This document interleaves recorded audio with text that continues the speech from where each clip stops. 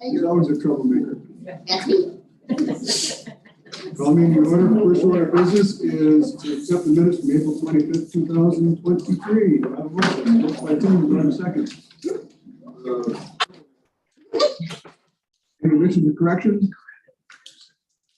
All in favor? Ellen. Aye. Carried. Cybersecurity report. I guess you do that now.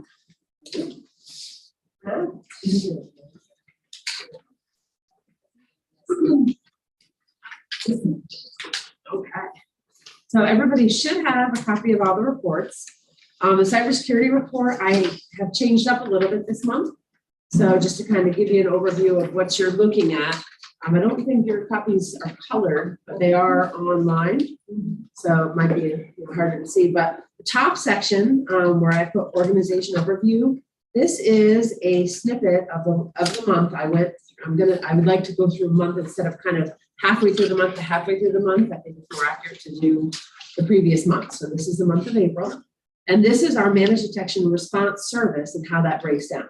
So essentially what that does is monitor everything within the county and then it breaks down. So 599 million observations into investigations, into ticketed incidents, things that we actually have to, that we're actually notified about and have to research to see what's going on. So the breakdowns, it ingests all the logs from all the web traffic, everything from all the logs from all the switches, from all the appliances inside the environment. It essentially creates a tally of everything and monitors them for possible issues. And then it reports on it. So I don't know if you had any questions. I know this is a little bit different, but I just thought this would be very valuable to look at and really give you a good overview of our environment and what's going on in it. And then the second portion, the bottom portion, is the email overview. So this is again April. And instead of the volume of email, I thought that you might like to see, and that would be nice to look at, the total, like the email itself, total email versus what's good email, you know, what's hitting rules and what is phishing, what's spam, and the breakdown of the email quality that's coming in the environment. So that's what the second one is. The top line, it is a little hard to see, is your total email. The green line is good email. The next line down is actually the message rules that are being hit. So that's we have DLP, which is data leak protection inside the county. So if somebody sends out information that contains social security numbers, driver's license numbers, banking information, it automatically gets caught by the rules and encrypted. Just make sure that there's no data that's leaked in a clear text format that somebody can get to. So that's what the next line is, and then the other lines are the malware and phishing. They're fairly low in comparison to the rest of the email. Mr. Hickey has a question. Is the cyclical nature of that graph dropping down on weekends? Is that because you're not working, you're catching things on weekends, or because stuff is not coming in on weekends? No, the volume just isn't great on the weekends. The lines. It's external, not internal. Right. Okay. Yeah, things are coming in and out, and so we just don't do a lot on the weekends. I thought that was interesting. I find that very actually. odd, yeah, that's out first, well, maybe just because you aren't working and booking and stuff. But Right, but also even sending out, like the second, you have the total, the good mail, and then the next one is yeah, they all more follow from each other people very being closely. generated out. Yeah, Very interesting. yeah, it's definitely monitored all the time though. Yeah, and then I just put a little item of interest at the bottom. I wanted really to try to keep it one page for everybody, so we can work on it more as time goes, we go into the future. But the item I chose this month, just because we've had a lot of issues with mobile devices, and so just as a reminder to everybody, that even the public, to keep your devices up to date, not just computer operating systems, but mobile devices. Make sure you have the latest operating system when you're installing the patches. Most people will have them on an automatic reboot, automatically install at night when you're sleeping, and then it'll be there in the morning. But if you don't, really, I strongly encourage everybody to set it up, because they can be compromised the same as a computer or anything else. And one more thing on that. Sorry to extend the meeting here, but That's good. they've noticed, I don't know how many Apple devices we have counted, but the updates are doing funky stuff like removing icons from your screen, like notes keeps disappearing. Every time they do an update, notes disappear and you have to go get it right back. We may find reluctance from employees to do the update because it screws up their thing. They have to spend an hour refixing their phone. So Right, that's a good point. Maybe we can emphasize, yeah, that you've got to spend some time doing it, but it's worth it. Still important, yeah. I agree. That's a very good point. Yeah, updates tend to break things sometimes. Almost every time. Yeah. Yeah. Okay, any other questions for Terry on the cybersecurity? All right, now we got New projects are ticketing. The ticketing report is fairly standard. I don't know if anybody has any questions on that one. And then on the projects report, I would just say we have two projects that are fairly significant projects, one from us and one that we were working with a vendor on that have come off. One is the new Chambers has their new AV, audio video install, which you all had the experience on Friday. I hope it was a good one. I think you Yeah, did make a it so great job. wonderful, we talk, we can yell at each other at 4, 5, 6 at a time. Right? Instead of cutting us out the microphone. Yeah. Then Bob's in charge, right? He's got the, you have the nuclear button up there, right? I have now figured out how to use that. I tried to use it during the meeting, but I couldn't do it. It was too stupid. So I figured it out now. I think it'll still take a little learning, it's a learning curve, I think, for the new system. I think it'll be really good. I was really happy with what they installed. So if Tim spoke, right, and he turned his off, and then I forgot to turn mine on, and I spoke, do I get picked up by other microphones? You might, there is microphone over the audience, so you might, but it won't be strong because of the way they've divided the room. So you really have to speak in the microphone to be picked up remotely. The problem there was only 3 can be on at a time. We've So- I think we adjusted, adjusted we, that. we've adjusted that, we're gonna, it's an ongoing, it was a learning, I it's was, got a lot of work. that's what I was trying to do. I was trying to, Jay left his on, and so Dan could do his work. So I was trying to get stuff off, but fortunately Debbie was smart enough to do it. I was too stupid. We know now that if you have a snarky comment, just leave it off, it doesn't get quite get picked up. That Technology's great. was a real question we asked. Yeah, that's what I'm like, yeah, you know where I was going with that. Actually, I think the program is live. I think it's probably picked up anyway. Don? Does anybody have an idea what that costs to do that for 1 month? I don't have it with me. We went out to bid for it. Yeah, I remember the grant though was over 300,000, so I don't remember what portion of it was. I think it was great, just over 100,000, I recall. Yep, that room. The reason I'm asking, we got people, we all think that we have to do that. Every room is different, so just depending on what the needs are, like if you wanted to do it through Zoom versus just a PA system, it could range in cost from a few $1,000s for just a PA system where you could have the microphones and talk and be heard over the speakers, to really getting up the price when you have to bring it into a Zoom session or something to broadcast. So. I don't think it's gonna happen in Whitehall.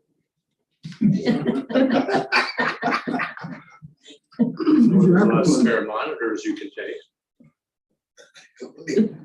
That room has, it's ridiculous the number of monitors that have. It's embarrassing, I think, In which room? in the main meeting room. Oh, in the chambers? Yes. The 4 number of monitors? Monitors were all around the wall. I think it would have been smarter if you just had one in the center up on top. Instead of each wall everywhere around. Now you got Merle walking all around trying to stand next to one so he can hear. That's a great idea. Put one in the back. There's a sign right on the door that hearing disabled. It's a best day, yeah. Oh, yeah.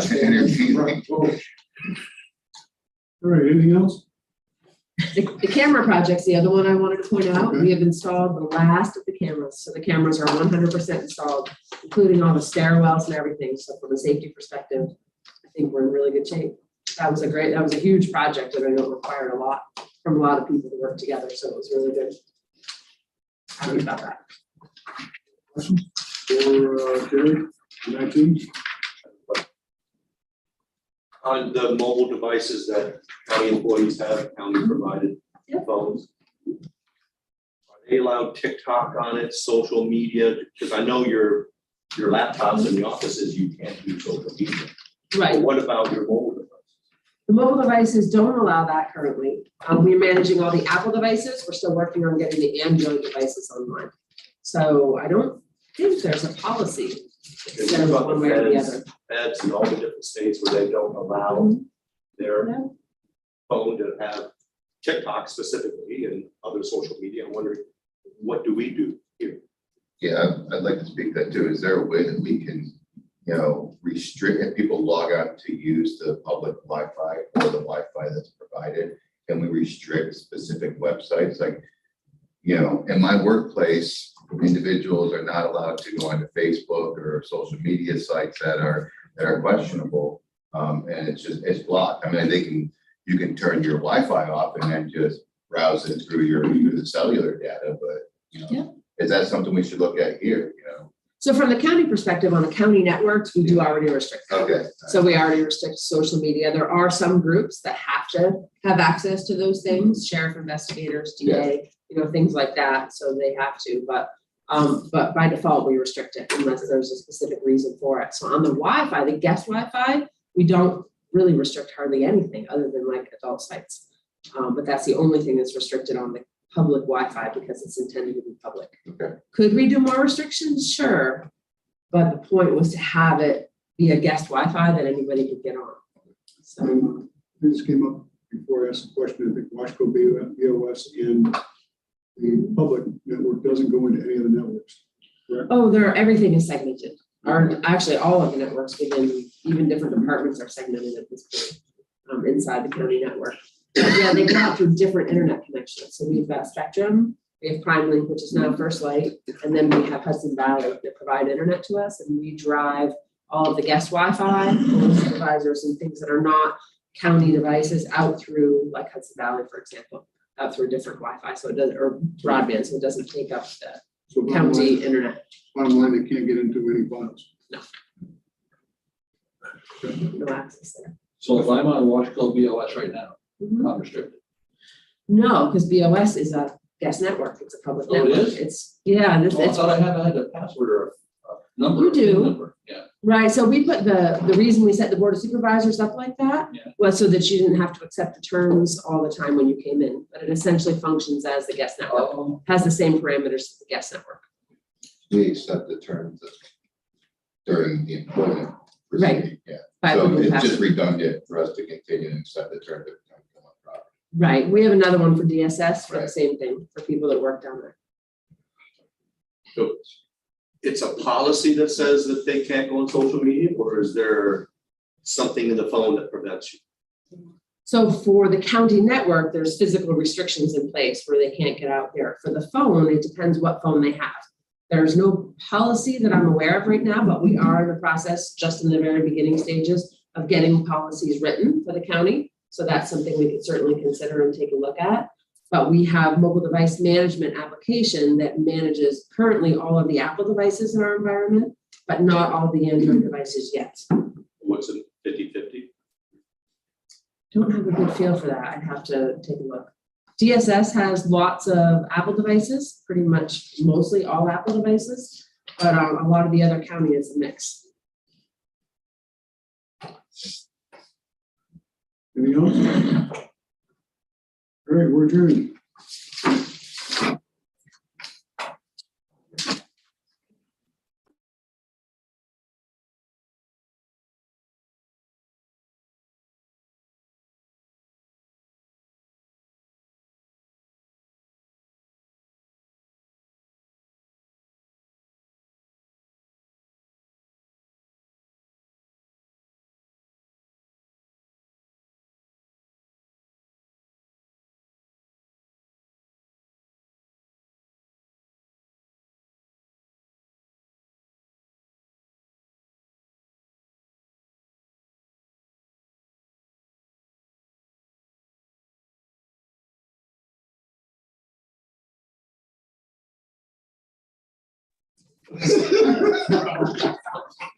All right, we'll call the meeting of government ops to order. First thing up is we need to accept the minutes.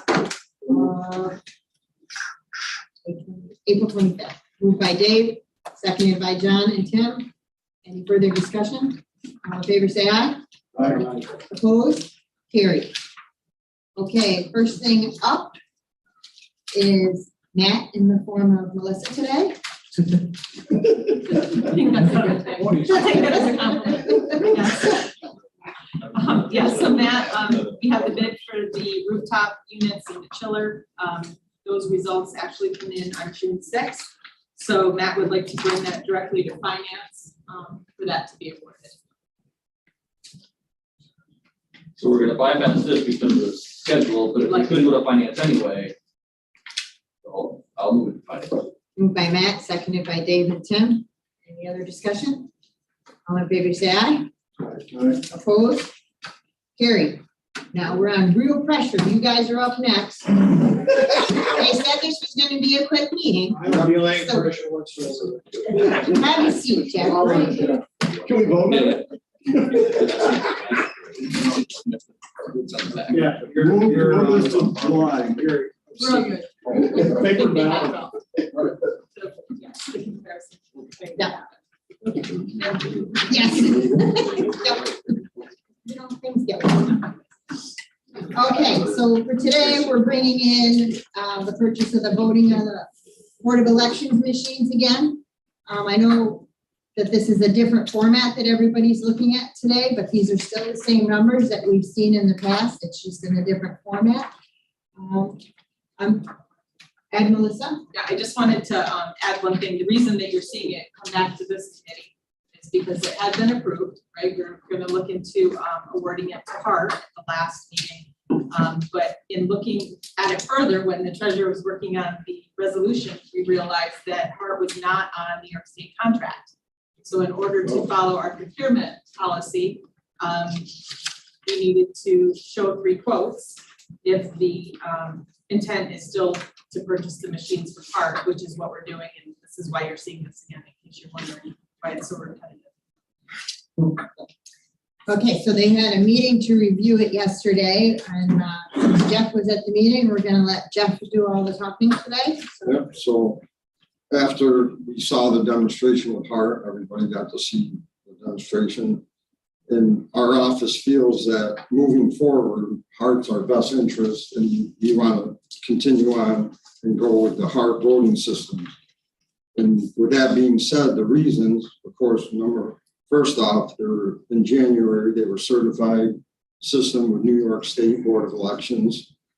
And looking at our inspectors being elderly, they're very user-friendly. They'll be user-friendly for our staff and our inspectors, easy to train, easy for us training, and especially working with them on election day.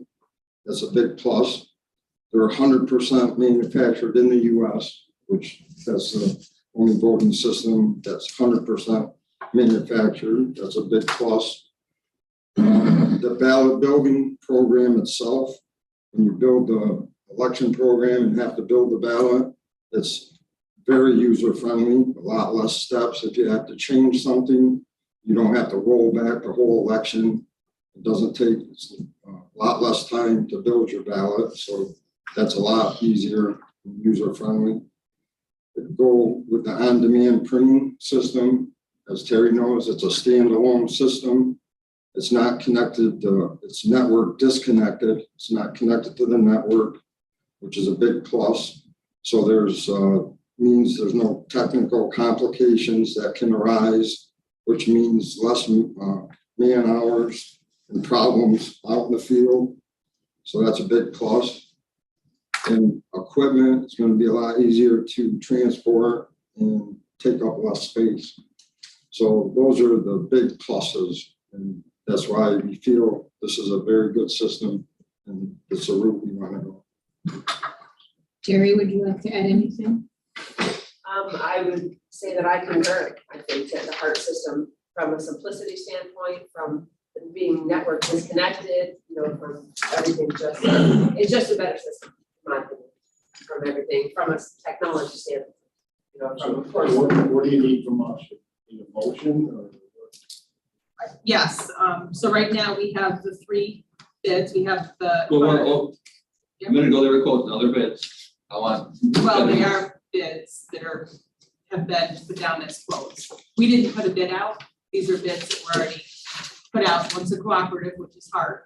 And then you've got Dominion and Clear Ballot, which are on New York State contract. I thought none of them were in New York State contract. Dominion and Clear Ballot. They've been certified and approved, but Did I they're just not. say that? I just said You said that it wrong. wrong. I Yes. apologize. There's been a lot of confusion and a lot of stuff said over the last several months. I'm not Let's get it gonna do that. really straight, make sure what we're talking about. Clear Ballot. Part is available through a cooperative. Oh, I'm just getting started. You better get a big one. Part is available through a cooperative, which is by board, okay? That is New York State certified. Dominion is also New York State certified. That's on state contract. Clear Ballot is not New York State contract, and it has not been New York State certified. So Clear Ballot, right now, we couldn't And they're purchase it using recommended the art, Terry. But for this amount of money, we don't have to put a bid. Not because, we don't have to because it's available through the cooperative part is, which is by board. And that's using best value. And then Dominion is on New York State contract. And so is, no, it's not. Clear Ballot is not. So we're just looking at Hart and Dominion, really. So no, we do not need to go out to bid. Have we looked at the Dominion's machines? We know the Warren County purchased the ice machine that is certified, and they had nothing but issues with them for 2 straight elections. The first, they bought the ice machine, they purchased 25 machines. In the first election they used them, they had crashes, they had to go back and they had to deliver new machines, 2 straight elections, they had nothing but issues with the new machine. You don't want to go that route.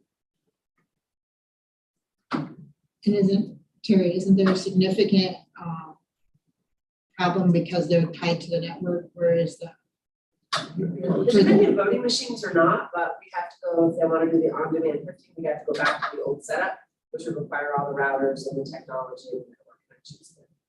Which was a concern before, correct? Which was my concern before. A lot more moving pieces, a lot more possible headaches from a technology standpoint, and it is network connected. So then you have issues that arise because of that. Can somebody define network connected? Yeah, you have to, so if you were to go back to the original printing solution that was being authorized, you have the 10X e-poll books, which are on a Wi-Fi hotspot intentionally so that you guys can get voter data, who's showing up, polls and all of that. So the printing system would go through 10X, so it has to be connected to the iPads. And so to put that in, it would require a router sitting with a cellular connection in it to be able to have network connection. E-poll books would connect through wireless, and then the printers are hardwired into this router. And then they have to be able to find each other. So it's all the programming, everything gets set up. But in order for the poll books to print the ballot, it has to print through the network connection.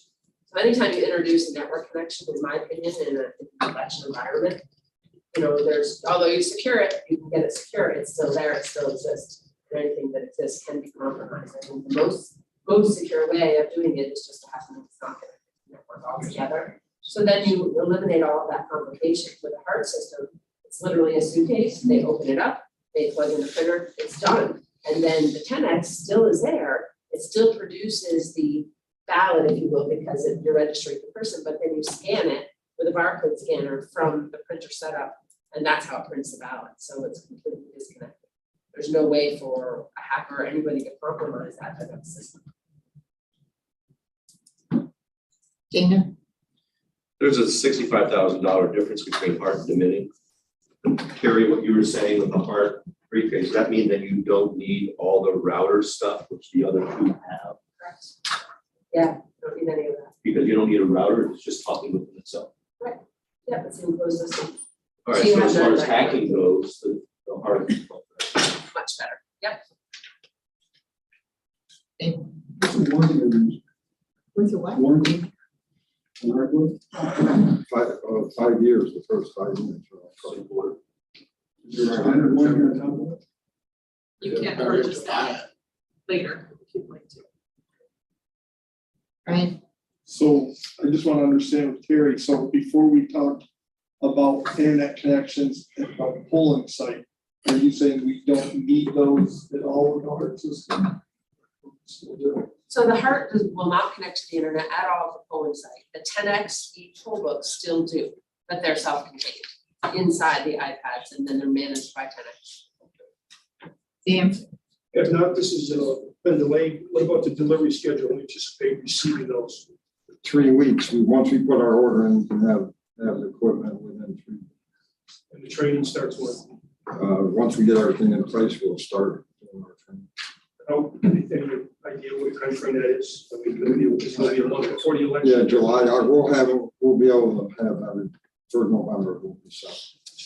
Once we get this, we'll put in, get our plans.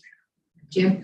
Is the license and support on everything, including the hardware, software? Yeah, for the first 5 years, On and that's everything, okay. the printer, everything.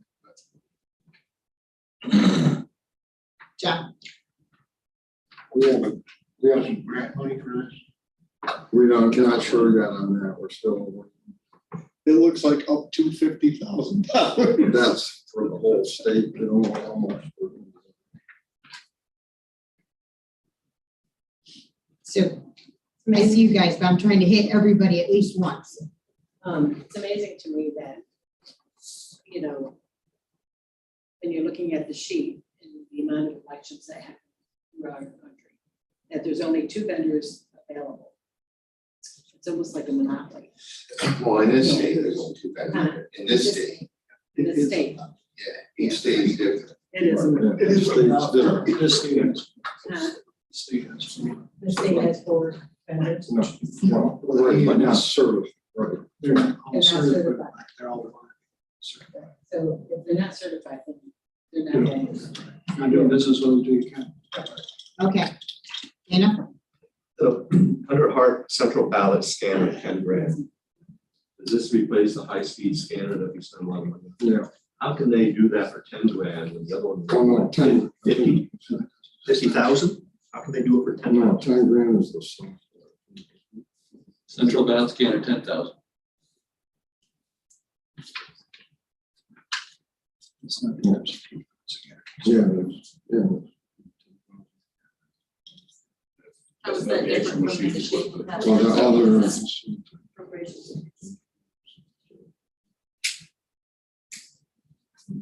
there's another 35,000 that goes with that. Sure.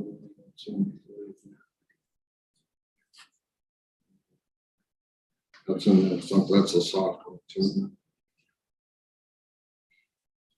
I think they're just giving us a break on the second screen. Regardless, we have to have that central scanner to, because the clear ballot won't read their ballot. So. But that central ballot scanner, that replaces what your high-speed scanner does now. Right. Correct? Mm-hmm. They're gonna do it for $10,000. So is it because it's a few years newer? Things are cheaper in the electronics world? How can you replace that with just 10 grand when the other one was like 50,000? And what are we gonna do to the high-speed scanner we have now? Can that still be used as the check? No, I can't use that. We're gonna have to see if we can sell it to another county that's using clear ballot. So you'll then have to buy another scanner. No, that's included in Hart. We're gonna use their. So I thought you had to have someone that was not related as to No, the audit. audit, we're gonna have to hand, either way, we're gonna have to hand count the audit. It'll still scan our ballots. The audit, we're gonna have to hand count regardless. Even if we stay with that, we're still gonna have to hand count. Okay, but then are you in a few months gonna want to spend another $50,000 so you don't have to hand count by another scanner? No, we're still gonna, it doesn't matter. We're still gonna have to hand count the audit regardless. There's not one. All right, so that central ballot scanner for 10 grand, do you think that possibly could be the software for it, not the scanner itself? Well, that must be a scanner. I thought there was another 35,000 on the original poll. I'll see if they- But it's in, like I said, that big, the scanner is included in Parks Corp. So that's just for the scanner.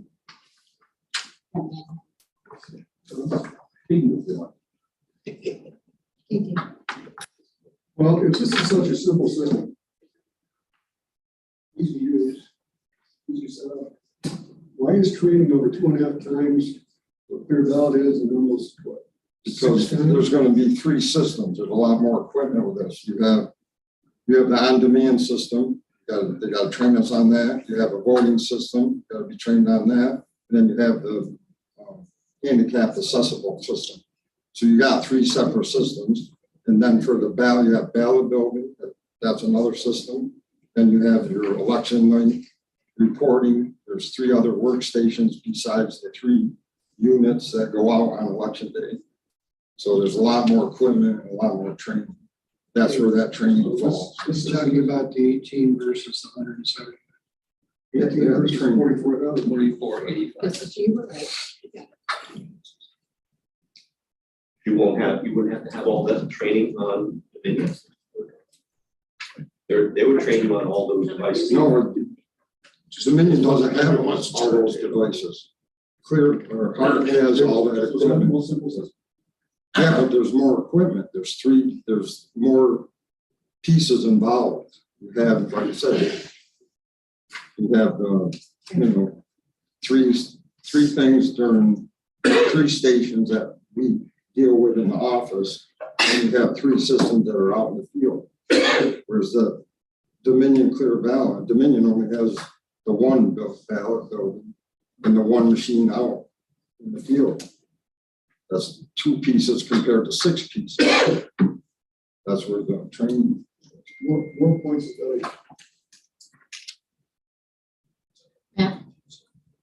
Okay, so I think Dave and I are the only ones that saw the clear ballot demonstration last fall, right? And I know they're not certified, but they've applied to be certified. And Sue. That's just okay. So we're talking about spending 150 grand extra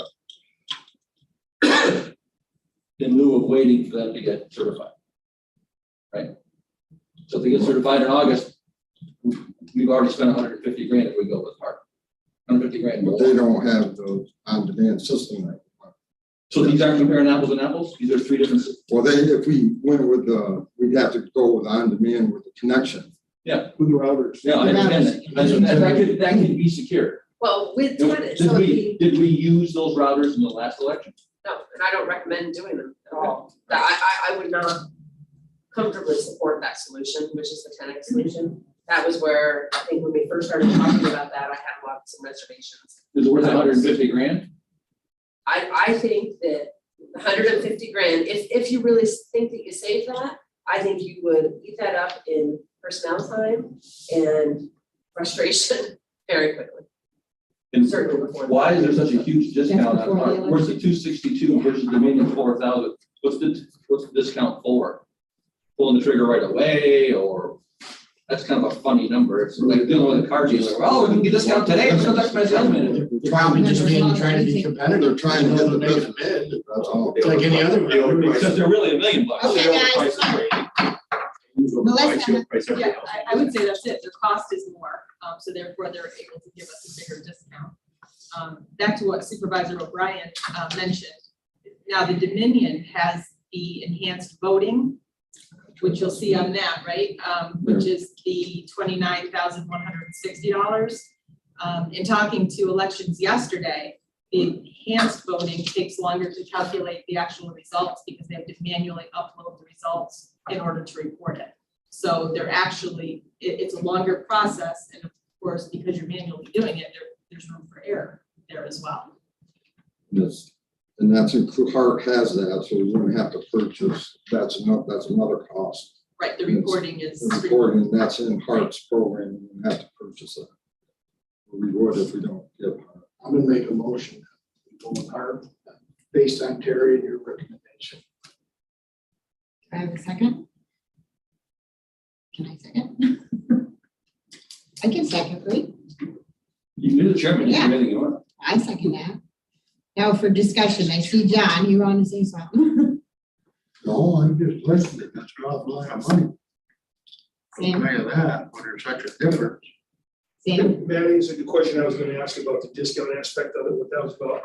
But number two is because you're not certified. 2 years ago. And I know this is, your comments are maybe, in August will be okay, we're only certified till October. So what? Well, We use Dominion this fall, and then we can use clear ballot for next year. we just went through the election. And was that Dominion's fault? No, it was a printing error, in-house. But if we can eliminate that error from happening, I think that's. Melissa?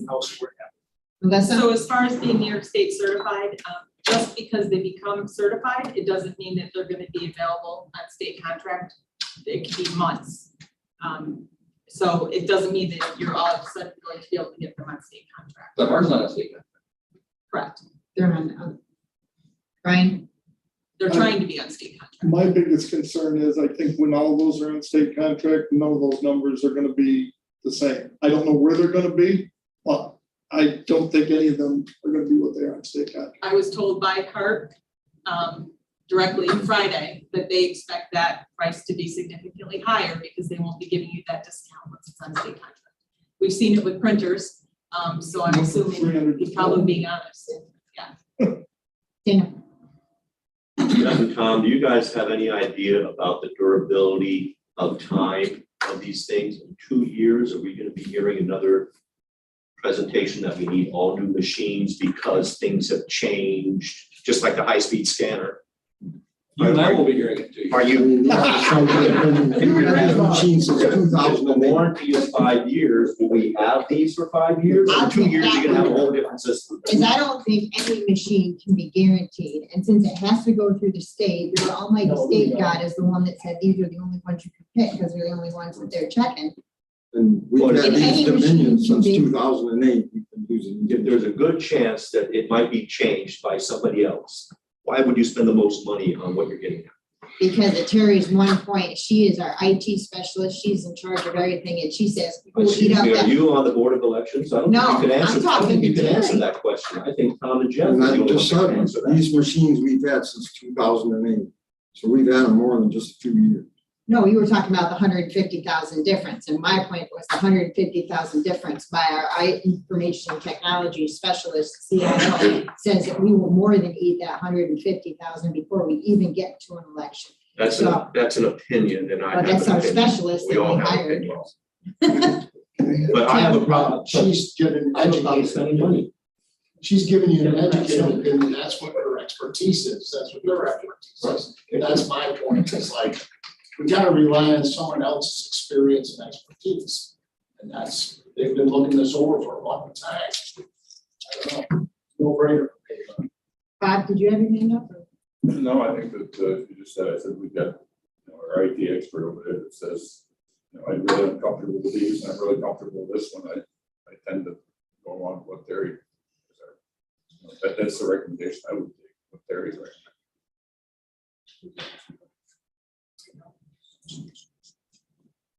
I think one of the things we can look back on and experience with the Dominion machines, we're expecting 10 years, we're under 14. Okay. One of the things that we've talked about in the account before, that these machines are not used on a daily basis, they're rarely used. So the expectation that they would last more than 5 years is very strong because they are not used on demand. Rarely used. When they are used, they're likely used. It's not like they are flat out being used to the potential every time. So potential for them to last for more than 5 years, I'd say is very good. Okay, if you look at your scanners and your copiers and your offices, they may last 5 years, but you're using them every day. For different purposes, for large volumes sometimes, and they last maybe 5 years, 3 to 5 years, right, Terry? But these machines aren't being under that kind of a demand. They have a different demand though. When you buy a printer, it comes and you have to take off all the tape that holds all the heads from moving. These things are gonna be moved. Yeah, and we were told by the vendor that that would not be an issue. And we were told by, was it Warren County, they had the on-demand printers and said that wasn't an issue. When there's, they had no problems with them. They've only had them for one cycle though, right? They have on-demand printers for their Dominion machine, They have on-demand printers that they used. But they have Dominion machines. Yes. They use the 10X system. They bought use it back in the 2019. Yeah. It's gonna say your hand came up. I know. So I have a question, how much would it cost to print the ballots? And how much annually would it cost to print those ballots? Through Fort Orange, you're saying, the print. Well, we said that it's 20,000 for a general election. around 15,000, I think we said per primary. Yeah, we did, we went over all that. Last. I'm just pointing out, the big differences in the on-demand printer for $235,000. Over 10 years, we're going to spend $300,000 about on printed ballots. But then, like I said, then you're looking at, you have all that storage and all that waste that you're gonna have. Because then we're gonna order 100% for the election. Why? You've never done that before. Well, because before we didn't have to worry about it, we were printing, but we're not printing. But- So we're not gonna run out on election day. But previously you've said, and it was, I think it was a big surprise to all of us, that you print like 60–80% when you're supposed to print in house. But we're not doing that. So why do you keep saying that you would do that if in the future, that you would do that when you haven't? Because we got They're A, they have vendor board wouldn't be able to do it. To see why they're A, they would have 4 orange print 110%. They could always print more in house like they have in the past, if they needed more, if it came to more than 60%. So I said in the minutes from last time that with 2 primaries and a general election, it is anticipated it would spend $50,000 for printing with an outside vendor. The on-demand printers, there is no waste or storage issues with the unused ballots. Some could be printed in-house on the demand. Just to get them started. That's some. The point is, you take the on-demand printers out of here, the total cost comes down to $543. So that's, actually, when you look at it, that's the only one it's not competitive with is Clear Ballot, which is $20,000 cheaper than that. It's almost $30,000 cheaper than Dominion. And you know about printers, you still have the issue of getting ballots. But comparing apples pull printers out, your cheaper choice is actually hard. If you have the decision to get the on-demand printers. If you do choose Clear Ballot, then in the future, if we ever wanted to go to on-demand Yeah, but printing, we're not. IT would have a problem. So if you're saying it's the 235,000, if I'm just understanding you correctly. So this is for, you're comparing it that for 5 years at 50,000, at 250,000, where we're figuring these have a 5-year life for 235,000. So that's 250,000 if you do printed versus the 235, which is expected to have a 5-year life at least. That would be, that was your count. Have a special election. The wild cards in the on-demand printers. We know we don't want to use routers for on-demand printer. So we have to get that ballot printer to figure out some other stuff. You want to clarify? Clarify which part? Pick apart. Yeah, so I think from an on-demand printing perspective, I agree. I don't think it's my place to say whether you folks want to do the on-demand printing. I think that's all your decision. If you want to do on-demand printing, I think the HART system is superior over the other option. The other option is the next option. And I just wanted to reiterate the fact that we used to purchase the ballots, right? And we stopped doing that because the price went up to 70, Well, so yeah, something, high 78 60s, ballot. something. It got very expensive, And right? it could down the road, you don't know that price might not And right stay now at the 40, price is it's down. 48 cents right now. Now. Right. Well, it's not guaranteed it's gonna stay at 48 cents a pound. When we first went and bought that high-speed copier, not scanner, balance ourselves, there was a couple of reasons for it. I think Brian and I were the only ones who were actually here at that time, I'm not sure. But they Was not long ago. number one, had to, if you buy them outside, you've got to buy your 110% like they dictate. If you print them in house, you know, if you run out in Hampton, you can run down and print a couple more and take it back. That's the reason we did that. Number two was the incredible storage. If you have got extra ballots and this sort of thing, you have to store this, some state mandates, I forget what it is, I think it's 3 years. We had Yeah, almost all of what's one of the personnel offices down here now was full of just old goddamn ballots that we were storing. We were filling off space up like crazy with those darn things. And plus you had to use staff time to come and get them and drag out the ones that were, I forget what it is, 3 or 4. Or whatever. 2 years Then for the vote and and you have to have them securely shredded. You gotta do all kinds of crap with them. It was a real pain in the neck. So, you know, from my perspective, this on-demand printing is it was economical from that standpoint at least.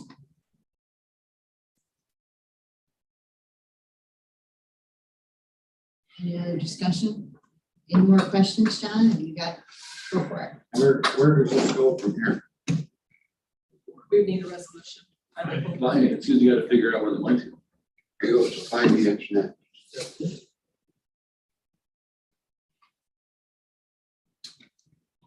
And a motion's been made to send it to finance. Motion, Second. so just gotta vote. Anybody have any additional questions they want asked or found out? if we It's send it just going to finance? finance. It's just going to finance next. All in favor, say aye. Aye. Opposed? Yay. Carried. Okay, Are you sure? Yes. 1, 2, 3, 4, How many was? 2. Even in the old math or the new math or whatever kind of math you want to use, 4 still beats Even 2. in Argyle math. Even the Hartford math. Well, Hartford math maybe We have not. enough reform. Yes. Okay. Anything else to come before the government ops committee?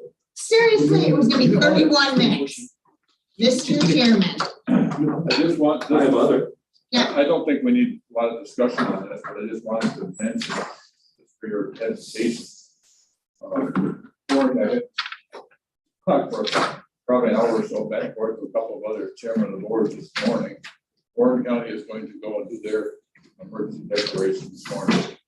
Apparently the governor's NISAC conference, and everybody yesterday that was supposed to make us all feel better, made everybody feel bad. And they're all doing these preemptive emergency orders.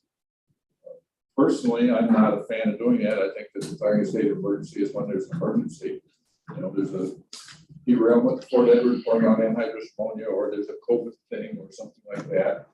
I think that doing a declaration of emergency for the sake of virtue, sake of life, is not really what we ought to be doing in kind of this process. However, on the other hand, I don't like to, not support our other counties around it, or sister counties around the other area that are doing the same sort of thing. As a practical matter, it's not going to do a bit of good. Our order would be to say to our 3 motels, whether we ever have, you're not allowed to let immigrants in. Onondaga County, first off, they were a sanctuary county. Then they did an emergency order saying none of our hotels can take any immigrants from New York City in. Within 2 days, they had 2 bus loads into North Syracuse. And your only action you would take as a board against them, state of emergency, would be against the hotel owners. I certainly don't think we're going to attack the Sunshine Inn. Somebody had. So it's not like we were, all it would be doing is making a statement, to the governor saying we don't like your immigration policy. I'm not sure what we're going to do. I'm kind of, I didn't want to, the reason I bring it up, I didn't want to think I was dithering, but Rogers had a meeting of county attorneys, state county attorneys, who are back tomorrow. They're talking about it at great length about, whether to do it, why not do it. I just soon wait, have Roger come back, and tell me what they talked about out there before I do anything. So, of course, When Rensselaer declared it, as I read the text, they did it because if they were sent there, then they would be eligible for federal and state money. That's the only thing that state of emergency actually does, because they can't do anything else. that's Is that what the governor said yesterday, or? that's kind of mythical. Oh, it's mythical. Money.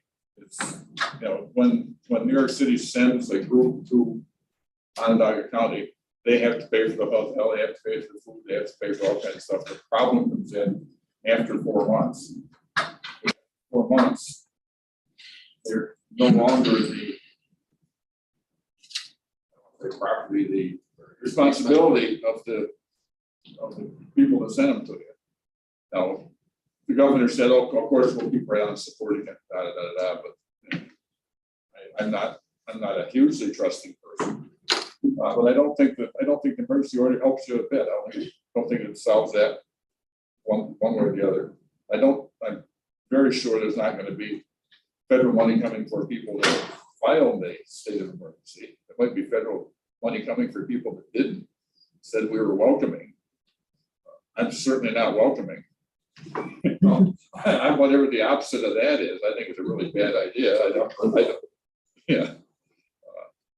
But anyway, I just wanted to let you know what you're gonna hear in the news today, that Warren County is doing it. I also wanted to mention just really quickly, and this is for news and not necessarily government ops, but there was a drug enforcement agency search warrant done in Saratoga County last night. One of our officers was down there involved. There was a shooting. 2 officers were shot. It wasn't our officer, but he was the one that rescued dragged out one of the cops that was shot in the femoral artery, put a tourniquet on him and pretty much saved his life. Paul Trottier, I think he deserves a big pat on the back. He's probably gonna have some trauma over that, pretty horrific situation. The bad guy was shot. I'm not sure what kind of shape he's in. I personally don't care. I just wanted to let you know that. All right. John? When you're saying here, New York City pays for the stay at the Sunshine Inn or the state? New York City, whoever the ones that received them first. They also can't send families with children, because wherever they arrive is where the kids have got to go to school. That's essentially their home. So they'd have to, if they sent kids up here, they'd have to bus the kids back to New York, back forth to New York every day, go to school. So what we would get is either mothers with infants or adolescent males with plates. Fighting age males. Fighting age males, seems good. Dean's next. We have more Airbnb than we do motels. Is it also gonna be if someone's paying for this rent, are they now going to go to the Airbnbs and say you have to accept this person? I can't imagine that. No, there's no legislation in New York State that mandates Airbnbs. According to now, New York State is a free-for-all with Airbnb, except if you have town or village ordinance or city ordinance regarding short-term rental. Washington County has none. Short-term rental operators at their whim, they can accept, but there's no money that's being transcribed to short-term rental operators for state funding. Could the state tell No, short term no, that they have to there's take? no regulation in New York State. New York State has no regulation over short-term rentals right now. The cities, certainly, if they have regulations, like Albany has regulation, New York City has regulations, Syracuse has regulations, short-term rentals, they could certainly do what they want to do in terms of their legislation. Well, Fort Ann, you have, I was gonna say 48, because we got a local law. Right. But no other town in Washington County has a local law. The only short-term rental law we have on the books is the agreement with Airbnb. And New York City is not gonna contract onesies and twosies. Yeah. They're gonna contract with a hotel that takes 60 people. Right. It's, That's too complex. I know, I really don't think we're gonna see anybody here. It's shocking. Dana? I have a couple others if we're not talking about. Does anybody else have it? Listen and then Tom. So yesterday, when we were listening to the governor's conference, the one thing they did mention, which you probably already heard, is that they're looking at SUNY colleges. Yes. And they did say that they expect counties, I guess, to be contacted this week if they are currently looking at their SUNY campuses for housing. For off season, or just for summer? They know that a lot of the college dorms right now are empty or soon to be empty. In speaking with President Duffy Friday, she did tell me that they have several groups already reserved for the summer, so it's not like their dorms are completely empty. I don't know if the other SUNY campuses kind of have the same arrangements, but that's where it is right now. Yeah. We'll see. Yeah, our dorms were pretty much at capacity all last summer. we have 500 clubs there, is that? It's higher. It seems like, I remember it's 6:30 or something, but that could be wrong. Tom? But my memory is short term. Bob, is it correct that I heard that when these people land, they cannot seek employment for 100 days? 180 days. Well, the other thing that made us all feel good is they, well, they're all completely vetted in terms of criminal history and things. And they've got their parole papers setting up when they got their hearings. Some of the hearings are in 2035. However, Mexico has no central computer system like we do to vet them. So I presume the vetting is saying, if you've been arrested, they say no, it's okay. Sign off. I don't know. At the end of the meeting, didn't make us feel very warm and fuzzy. No, we were, whatever the opposite of warm and fuzzy was, is how we felt. And we're not, it's not just us, I mean, it's everybody, that's why Warren County's taking their action this morning. Brian, is it on this topic or something Yeah, different? what I'm worried about is if we don't do the emergency declaration, do we appear welcoming? If we don't want to be welcoming. Welcome to where? We got no facilities. No, Warren County's got tons of them. We got no place to go. That's the other conversation I've had with Laura about this in regards to services. We don't have services. we don't, but if you're the only one if you're the only county in the state that has a state of emergency, how does that look? I'm just asking, I don't know. It didn't make any Doesn't difference. apply to us. We don't, you know, It's just not- Onondaga had a state of emergency and they started getting buses as soon as they did it. Right across from Great Meadow. Onondaga is 70%. Sam? State's gonna do that if they want Yeah, to. the one across from, just to put that myth to bed, is that apparently they're using that for, not autopsies themselves, but the results of forensic tests and those kind of things. Those are all, they're being utilized for that. But they have all those row houses up there, that used to be housing for inmates that, that are available. I agree with Bob in the sense that state of emergencies are not utilized for that purpose. And I'll give you just an example. When COVID first came out, the first thing we did was we had superintendents of schools calling and wanting us to declare a state of emergency so they can continue to get their state aid.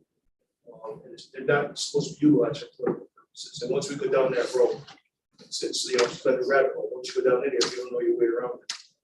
And if any supervisor felt the need to do that, they can do that in their own town. They have the authority to write the emergency declaration, if that's what they. Just ask me, I'll tell you how to do it. You can prepare one today. And it worked wonderful. Your neighboring Not town. really sure that happened by the same results. Dana, and that's, everybody's done on that topic, right? So Dana, if you go to his other, okay, Thank you. you have the floor. Quite some time ago, I spoke to Matt Jones about these flags out here to get a Space Force flag, because we do have a new branch, Space Force.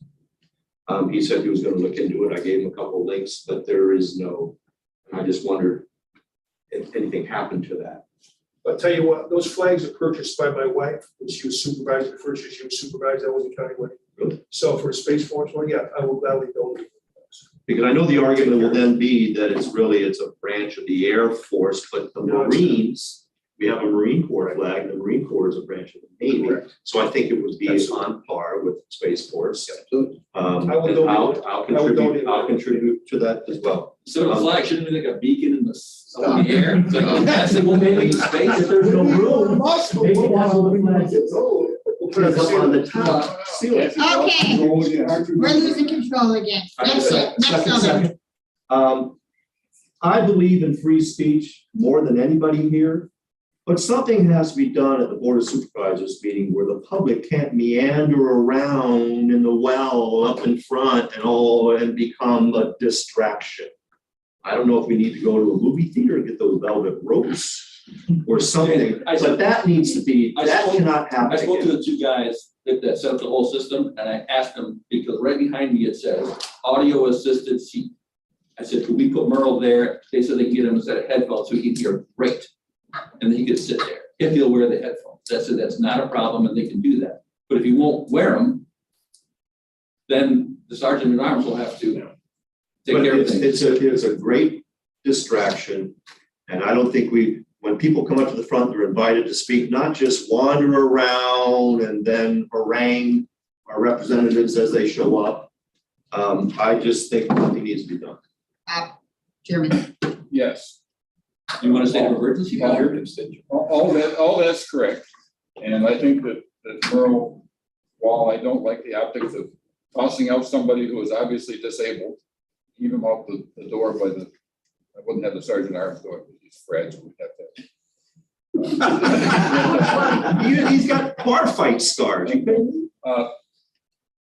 think that Merle was way over the edge this time. He's getting worse. I'm not really at liberty to talk about it, but there was another incident after he left our meeting room with a whole other agency here that he caused quite a threatening problem. So I'm going to deal with it by sending Merle a hard copy letter saying, here's the parameters of how you have to behave when you're here.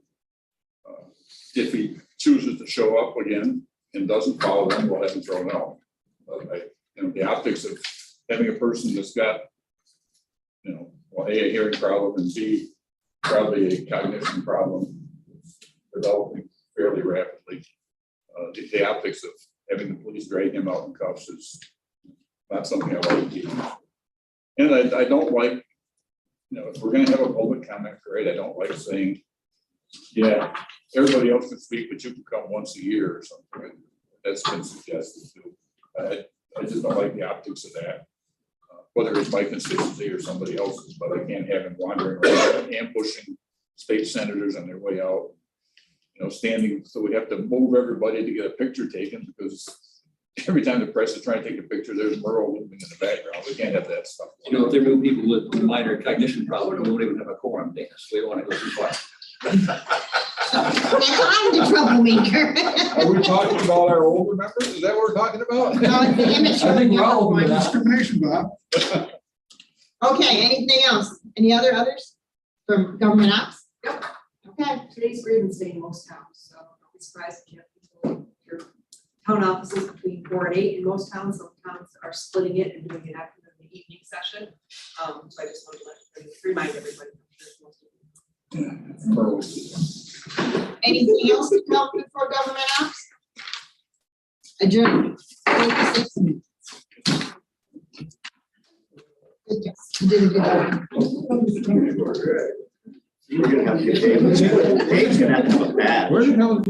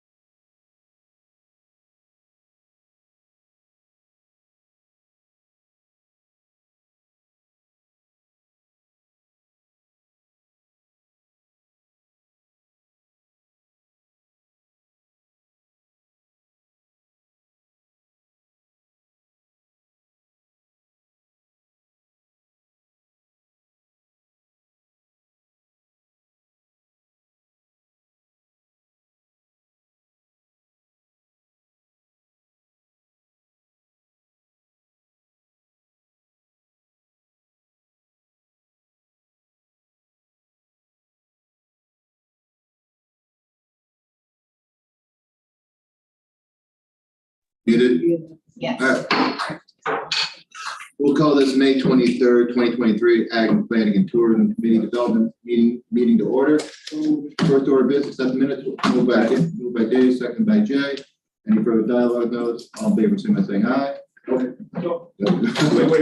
Opposed? Thank you. Discussion on the occupancy tax reserve.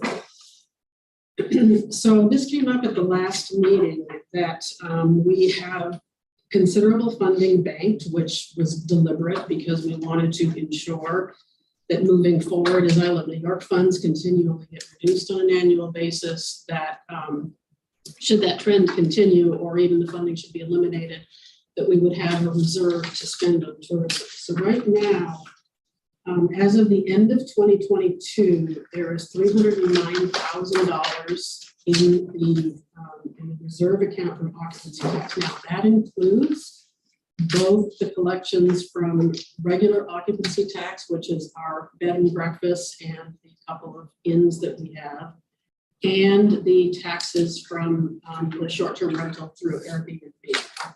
So when we discussed budget last year, I had said that I felt that stopping where we were was sufficient and that going forward that we should be using 2023 revenues to support the 2023 budget. So what was actually budgeted for this coming year was an estimate of $9,000 from regular occupancy tax and then $100,000 from the short-term rental.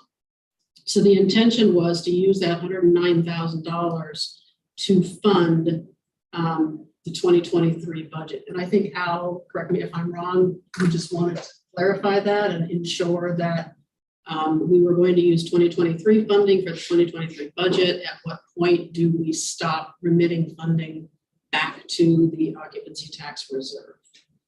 I will point out, we had talked at a previous meeting about sorting this out at the end of the year.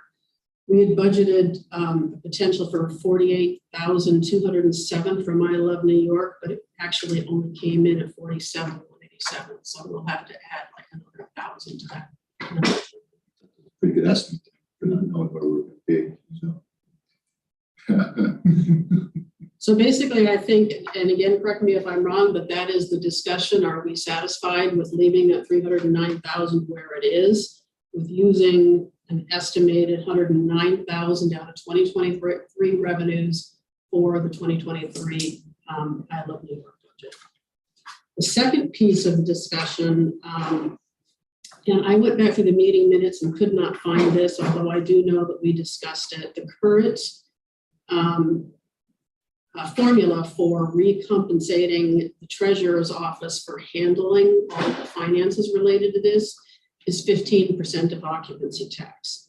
So last year, for the 2021 year, about $19,000 was taken out of occupancy tax and put into general fund to compensate the treasurer. So we had a discussion.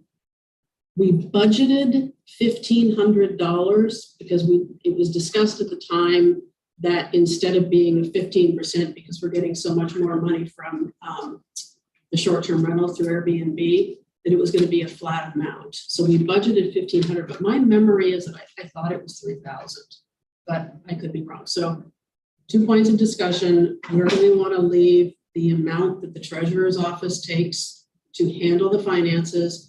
And second, are we satisfied with leaving the 309,000 as is, or do we want to change that? So we The didn't first one first.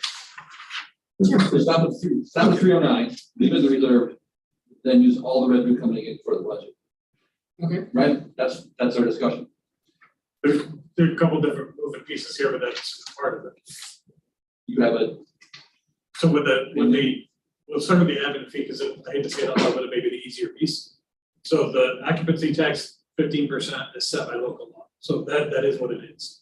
The discussion is about the admin fee on the voluntary, right? Which you all can tell me what you want to drive that bus, right? So the first easy question is the voluntary occupancy tax what rate do you want to apply to that for the admin fee? It could be anywhere from 0 to 100. But it was flat was what we I would discussed. recommend a percent. You can do whatever you want. I'm recommending a percent. Okay, but it was discussed as flat. I remember that. I don't know. That's what she Yeah, told well, I me. remember at the time, and I think it was, you said that it was getting so big that a percentage could get to be a huge number that wasn't necessary for admin. Right. But I No, don't, that's the second discussion. We're not there yet. This is just the admin. right, My concern is about the reserve. We'll get there in a minute. well, that's what I was, that was, yeah.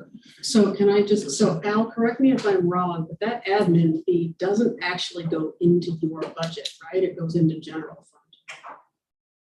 Is it helping you is the question? Well, it's a revenue in my department, and that cost budgeting, Right. it does show to offset my Yeah. costs. It yes. does, okay. Yeah, it doesn't go into fund balance, it actually goes into the net cost of operating my office. Is it a revenue stream for you? Yes, It is, but Not by a lot. I can't justify 15% of. Oh, I your- get that, right. Your voluntary for what I actually. Right. I mean, I don't have that And much that's how staff we- time, yeah. I don't have but that kind of staff time. I don't know what, and I think that's why you said that a set number at the time. I think that's why we talked about a set number was because you said 50% was way too much. That it's probably only this, but I don't remember what this Whether was. you want 5% or a flat fee, I don't care, but So you're getting 15% of the 4%. I'm getting 15% of the total collection. Yes, If we collect 200,000, I get 15%. right, 30,000. right. Because that's, And I'm not sure that's appropriate. that's two, the two, that's two. Right. Of the, No, of the the, hotels and the B and B. Altogether. Right, so the altogether. regular occupancy is set by law. I can't change that. Right. That will be 15% of whatever that is. That's So typically, 50, but that's 50% of the 4%. 50% of the 4%. and that's typically 15 to 18,000. Right. So this discussion would be about what do you want to do with the voluntary number? You can make it 0, you can make it a flat fee, you can make it leave it 15. So when Al said, I'm sorry. go ahead. Okay, no, my question could be, so when you say you think it's too high, I mean, you think the 30,000 is too high? Is that okay? Well, I think that I don't have that much, I don't need to offset my cost by that much. Okay. Right. I don't have that kind of time into it. And I mean, the time into it is, we're getting a check come from Airbnb and we're not reconciling. So there's minimal. So, all right, that's where we're going. There's So minimal, there's minimal. the overhead is pretty like. Right. I have a lot of time. You know? Right, exactly. Okay, so you have a lot of, in the regular, you don't have as much time in this. Now, here's the other piece that, from a departmental standpoint that right now, we have an agreement with Airbnb only. If this is a revenue stream to allow to create a structure for us to create a local law to tax all short-term rental operators, what's that revenue stream need to look like for Al's department so that we can get VRBO and get all those other ones, so that instead of us bringing in 130,000 a year, we're bringing 260,000 a year not taxed. So that's, I don't want to say 0 because I want to feed it, knowing that if we can get into creating a short-term rental through Al's department, however it may be, that we can create that process, it's going to double our revenues And what's nice about setting a percent is it will grow with with the like if you revenue. set it at 5%, it would grow as the revenue grows. The piece is if we get into an agreement, there's gonna have to be more reconciliation of the properties that are out there that are Right. that, so that's the We don't have that now, but that's the end The goal. Where potential. did the state go on that? Where did we end up? The state's I got legislation that's coming across, nothing that's but stuff that's being sent to short-term rental operators to, advocate. I mean, nothing happened in the state budget, but it's not, It's not that. It will Right, continue no. to come back. right. I actually have a meeting with the director of the New York State Hospitality and Tourism Association, who have the lobbyists who have been working with the state on trying to get this legislation passed. So I have a meeting with him next week to sort of discuss what the next steps on that are going to be. Airbnb, so the 130,000 is revenue. What's the revenue you get from Airbnb? You have the sheet for you. Roughly. I didn't bring It was 119,925 for 2022. $120,000. If that went to $180,000, does your cost go up? No. If it got cut in half, would your cost go up? No. So currently, why would you make it a flat fee and then change it later on when the situation changes? Kind of where I was, but if we think it's gonna change rather quickly, how many times do we wanna go back to the well? We can go back and change it again. We can. Right. So let's make it a flat fee. But this isn't a formal resolution, Brian. This is just committee telling me your desires. So this is just direction of the board. Resolution. Or you could say, if that number is between 0 and 50,000, here's your flat fee. 50 to 100,000, here's your flat fee. Structure it that way, so that it's kind of fair up as best we can. Would that be reasonable? If you want to set a flat fee, I'm definitely not opposed to that. There was no additional burden on my office. Go ahead, Jed. I guess I'd rather set a flat fee because, you know, this is a revenue stream to try to keep our tourism going, and as much as I love Al, he doesn't need the extra money. Well, part of my discussion earlier was I felt like the money should be going to the program, not to Right. that was my point. Yeah. That was my whole point, and opening up this can of worms, so to speak. So Yeah, so when you go with the percentage, depending on what that percentage is, he's gonna get, that's why I asked the question about, you know, what's the number we're looking for as far as you would need to be operational to set the You flat need fee. to cover your costs. Right.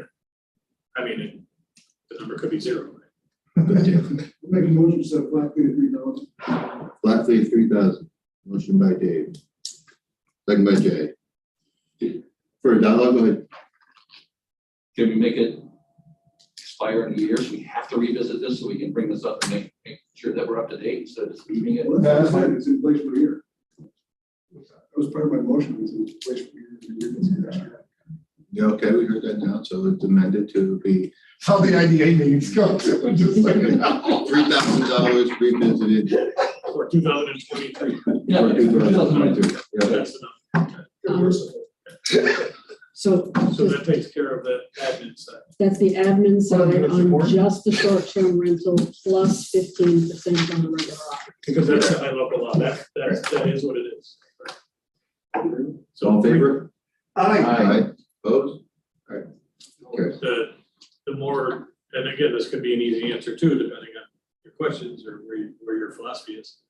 How we measure what goes into the OCTAX reserve. Right now, what's going in there is all the revenue minus the admin fee. It's all getting swiped into the reserve. So none of the occupancy tax money is being used to run the program. It's all being set aside.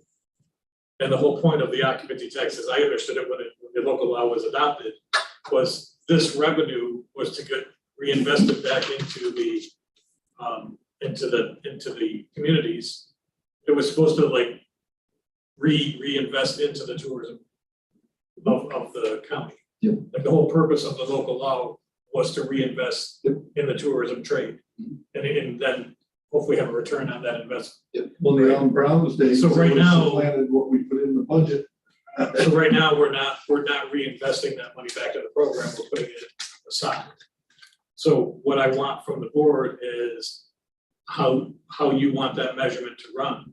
If you want at budget time, you know, X amount is from occupancy tax, X amount is from fund balance, and X amount is from the state, you know, what would that formula look like?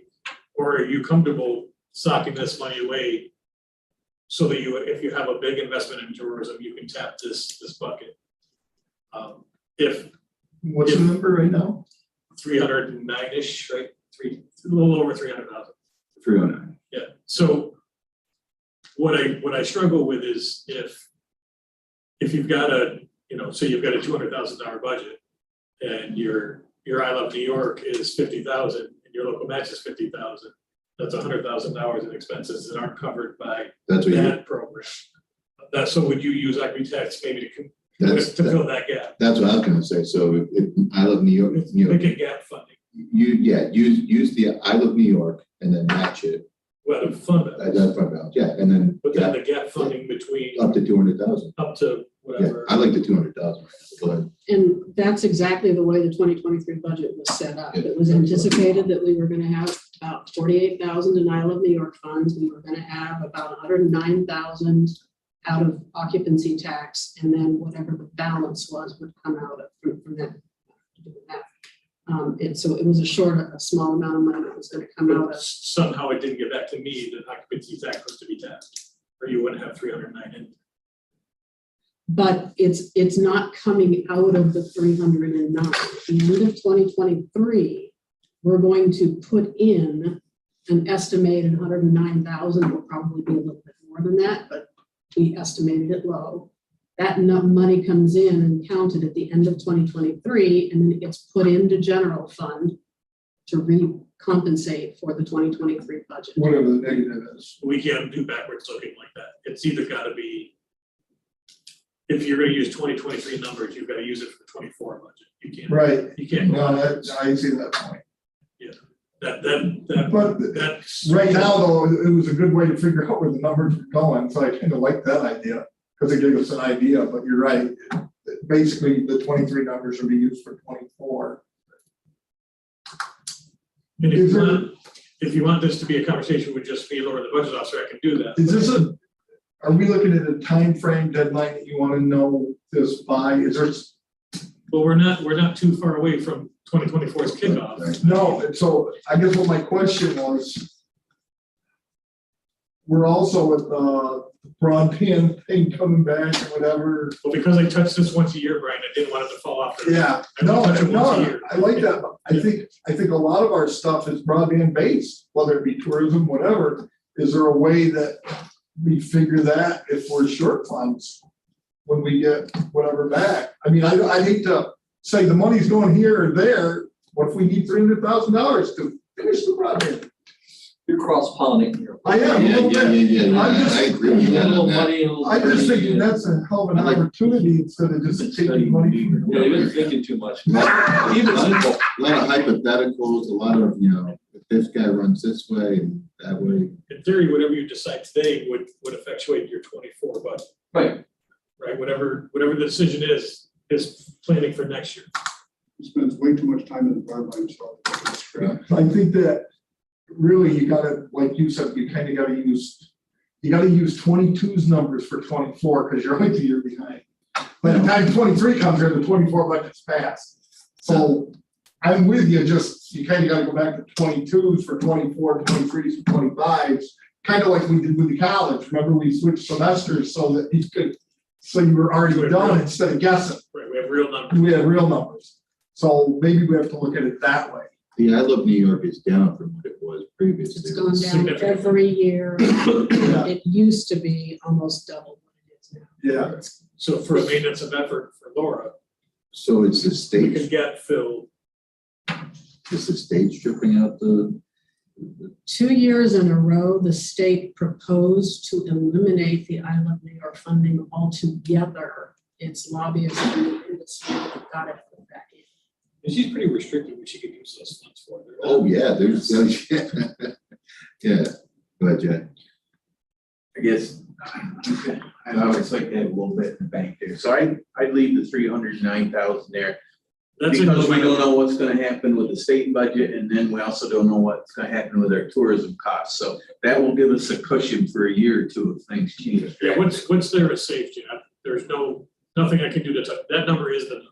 Yep. Right, so it's what to do going forward. And then after that, just use the, What was our 22 number? She's got it right in front of 22 what, revenue? Yeah. From short-term rentals, it was about 120,000. And from the bed and breakfast and inns, it was 20,000, them. which was up significant. It was double what How it much was the from Isle of New previous York? year. Well, if they weren't getting, I gotta think some of those motor inns weren't getting paid rental during 2021, right? Right. So they couldn't pay, well, couldn't pick them. yeah, Yeah. the out tax piece too, I mean, because if you're there more than a month, you don't have to pay county out tax, and if you're there more than 90 days, you don't have to pay state tax. It had actually been averaging 18 to 20,000 up until 2019.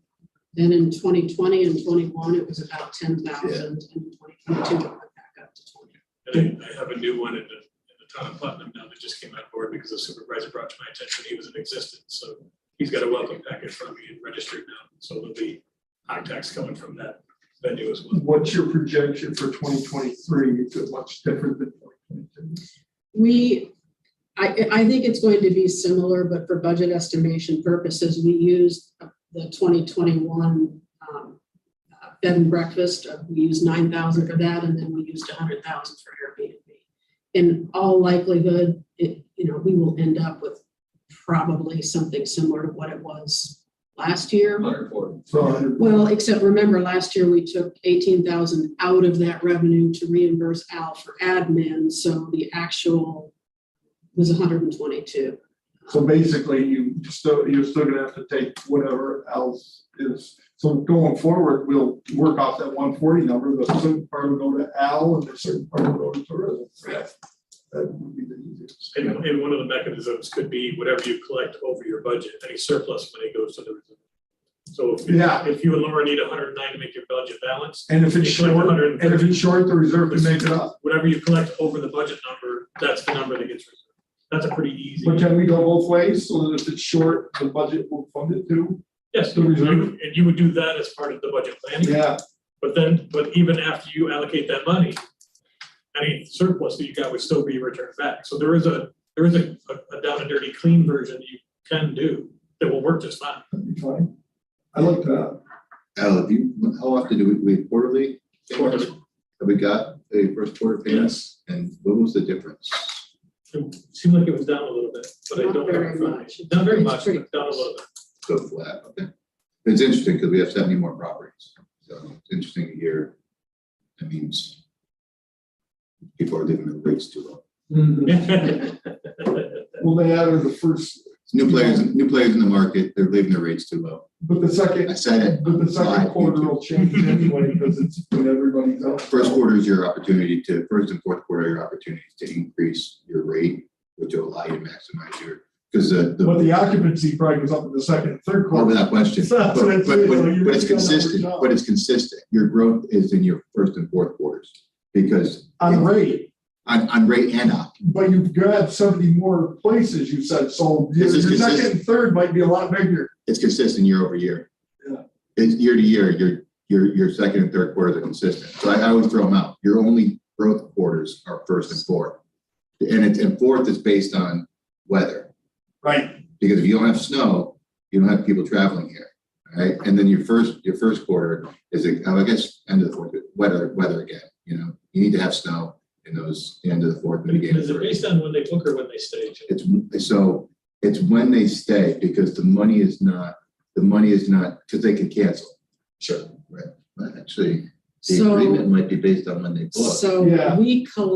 Airbnb remits based on when they book. So this is actually, I sent you an email Yeah. earlier. So right now, through the Capital Saratoga Tourism Region, we have been paying for a subscription to a database that gives us all of that short-term rental information.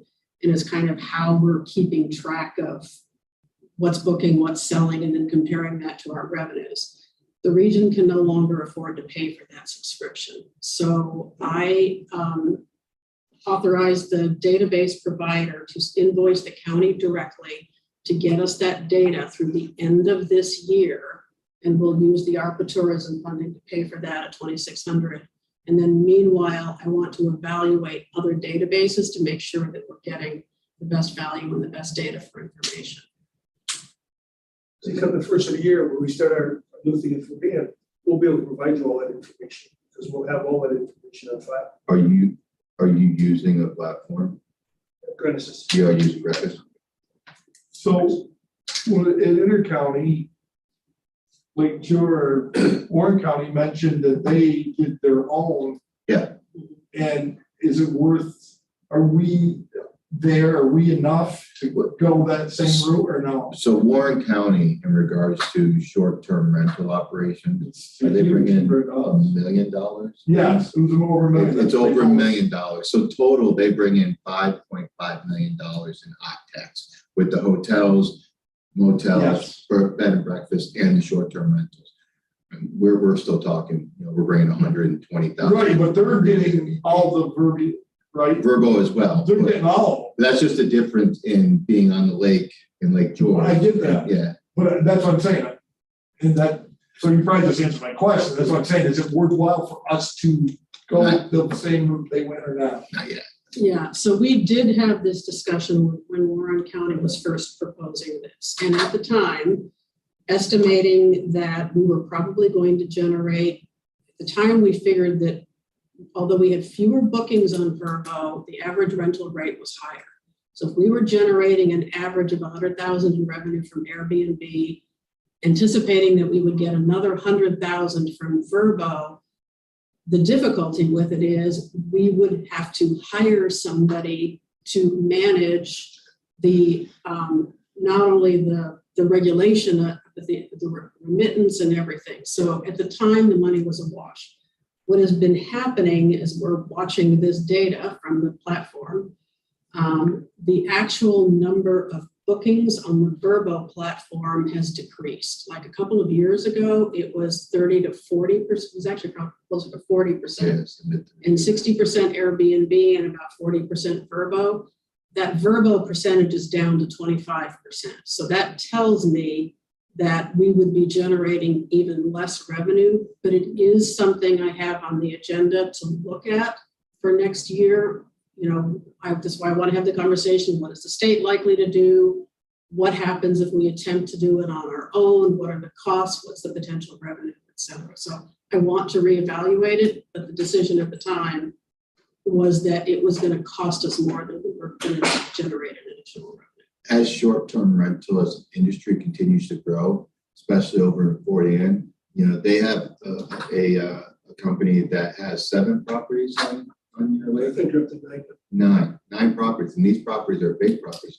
They're not working through VRBO and Airbnb now. They're large enough to do this on their own.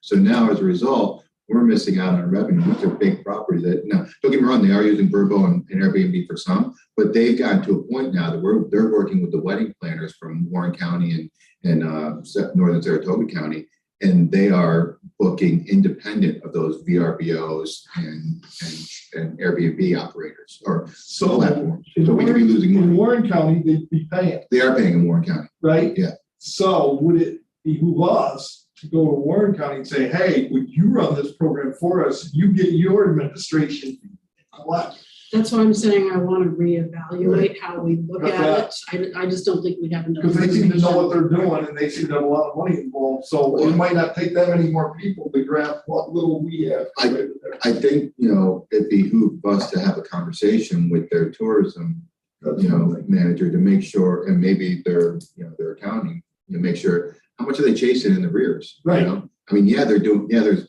over $1 million that's coming in, but it's not $1 million if you're not collecting it. Right, You know, and so- what's it costing you to go collect? Right, But right. those are the conversations we have. Yeah.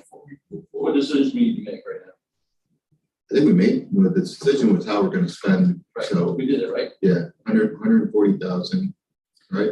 So just so that I'm clear, for budgeting purposes this year, so for the 2024 budget, we will assume that we're going to take 100% of the short-term rental and the bed occupancy tax From 2022. from 2023.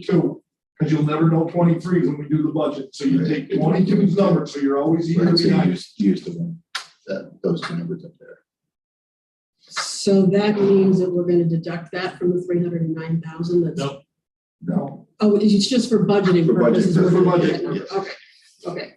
And then whatever our average tourism budget has been running around 200,000 plus the additional ARPA money. So whatever below the 200,000, the state, I Love New York, and occupancy tax does not fund would come out of general fund. sounds right. And then, but if it's more, it would go into general fund, stay in general. Right. Same thing. Yep. And then so you adjust it every every year with a 2-year lag and 1, 2 year lag. eventually it all works out. You gotta go off your last action. Right. Okay. Which makes sense. I mean, so the industry standard plus and minus, depending on if there's huge amount of development, which you'll know, happening. But usually with hotels, if the region is growing at 1% annual increase in occupancy per year, it's a solid growth market, it's a solid growth industry. So short-term rentals continue to grow at that same pace, 1% a year. Unless you foresee a recession coming, but you can't when it comes to leisure travel. Leisure travel just shuts off when a recession hits. So I'm wondering why you handle the mall and Airbnb. You understand how it works both ways. yeah, I like numbers. Sorry, James. Yeah, it's okay. All right. So we good on that? No, but I'll talk to Ryan. I still don't know what I'm putting in. 140 is what the money, the budget's gonna be. At the end of 23, you don't know what the reserve? Right. Wouldn't you wait till you get that data? So she's talking about how to budget next year. Yeah. That doesn't help me in how to sweep the money. Her formula, she just said, is the prospective. I need 23. the other direction. You need to know what to sweep at 23. You've already swept 22. You need to know what to sweep 23. So if they budget 120 and I get 130, do I sweep 10? If they budget 120 and I get 110, does general fund owe 10? And I can have that conversation with these two and not tie up your time. But that's the goal. My goal is to get the That's direction. right. That's That's a fine what thing. I said. I think it should go both ways. Yeah, it should go both General fund either makes it up or general fund gets the. We get more than what you budgeted, Yeah. it goes into reserve. If we get less, general fund makes it up. Yep. Is that good, or did you want something? Was there something that you thought would be better than that? Well, my concern is on the sweep side. Her concern is gonna be on the budget side. We have two different Right, perspectives, right. right? So if you're telling me that whatever I take in over budget, I get to sweep, that's down and dirty, I got it. There you go. Okay. We'll do that for a few years and if I know it's an issue, we'll change it. Well, if it runs behind for a few years, Yeah. then it becomes Exactly. So that's. Way ahead. concern. Way ahead. And he's sweeping 50 or 60 grand in for a few years, go, whoa, wait a minute, we can change that. So, yeah, you're right, for this year, boom. That simple measurement is absolutely perfect. Whatever you take in over budget, you sweep. Fantastic. And then it goes into highway, right, Jay? That's what you're looking at. Well, they gotta get to the Airbnb. They gotta get there. It's all- They gotta get there. You went on a good road to get there. You don't want to hit a I got some pothole. Airbnbs that might need to. The little laptop over here. Other business. Yeah, I have a couple of quick things. Just so that everybody know, the 2023 Restore New York awards were just announced. The Village of Hudson Falls got $500,000 to revitalize the Griffin Hall building in the village center. Greenwich got $100,000 to a building on Main Street, and Fort Edward also got $500,000. In fact, these are the two buildings that I think we took off of the tax rolls. So they will be revitalized. So that's good news. Also, just a quick update. The broadband RFP, as I said before, is out. We ended up having to extend the deadline because there were some GIS errors and we had to reissue the RFP. So the proposals are now due back on June 8th. So by the next committee meeting, I ought to have an idea of what kind of responses we've gotten back. And we will need to, at some point, have a discussion about who we want to appoint on the broadband review committee, because, I'm gonna want some help reviewing whatever proposals we get back. But again, those are due June 8th, and then we'll have to review them and make a decision.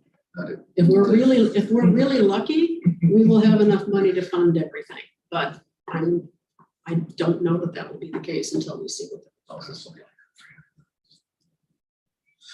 All right. That's it. Any other business come before the meeting?